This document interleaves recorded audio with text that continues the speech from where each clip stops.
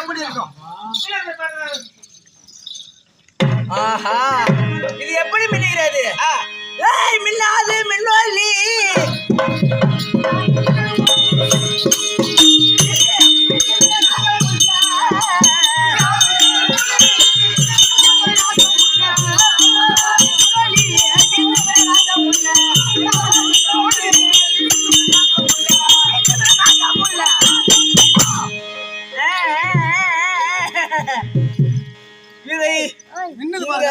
கொண்டு இருக்கிறது. ஆமா, இது ஆபத்து இருந்தாலும் ஆமா,